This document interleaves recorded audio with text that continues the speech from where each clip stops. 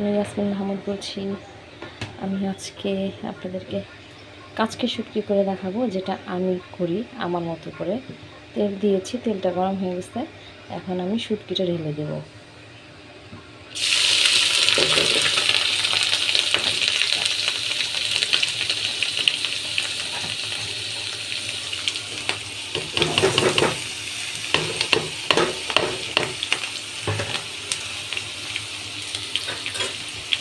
আমি আগে পেঁয়াজটা দিয়ে নিই, কারণ শুটকিটাকে ভালো করে যদি আপনি তেলে ভেজে নেন, তাহলে শুটকিটার যে একটা এক্সট্রা একটা যে গন্ধ আছে সেটা থাকবে না, চলে যাবে। তো আমি দেখাচ্ছি, শুটকিটা একটু ব্রাউন হয়ে আসলেই শুটকিটাকে আগে অবশ্যই ভালো করে ভেজে নেবেন, একটা ফ্রাই প্যানে বা তাওয়ার মধ্যে করে ভেজে তারপরে সুন্দর করে ভালো করে ধুয়ে নেবেন। এটা তো অবশ্যই করবেন। আর এই যে আমি দেখাচ্ছি, আমি একদম চিকন মিহিন করে, এই যে খুব মিহিন করে এই যে আলু আর পেঁয়াজ একসাথে কেটে নিয়েছি।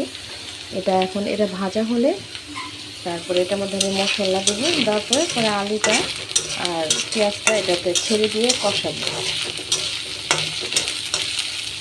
বা এমনও হতে পারে এটার সাথে দিয়ে দিতে পারি।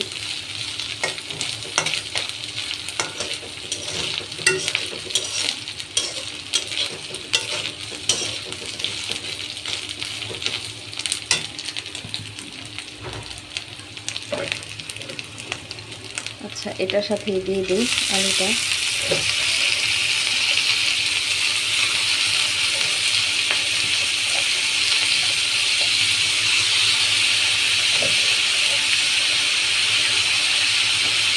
আসলে আমি ভিডিওটা লং করতে চাই না, ভিডিও আমি আসলে ছোটো করে দিতে চাই।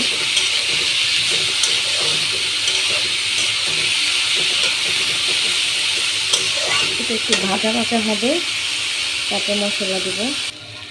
হ্যালো ভিউয়ার্স, এই যে এভাবে শুটকিটাকে আলু পেঁয়াজটাকে আমি ভেজে নিলাম। এখন এটার মধ্যে আমি হালকা পানি দিব, পানি দিয়ে তারপরে এটাকে কষাবো, মশলাটাকে একটু কষাবো।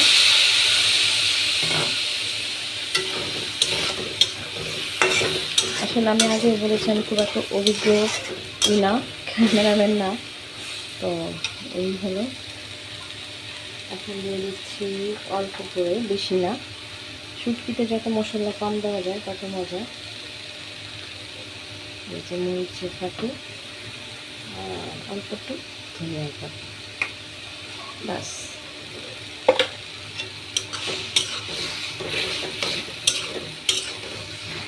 তারপরে এটাতে কাঁচামরিচ ফেলে দিব নামানোর আগে।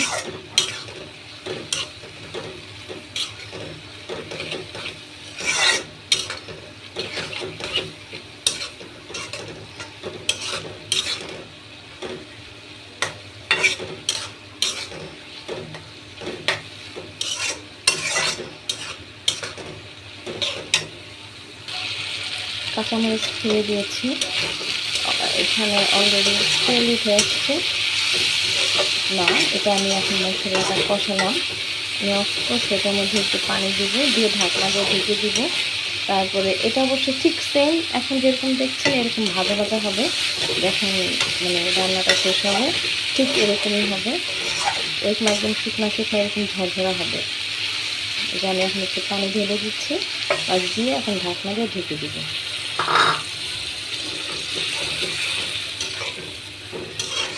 আমি আগেও বলেছি আমি ভিডিও বেশি লং করব না, ভিডিও আমি একটু শর্ট করে করেই করছি।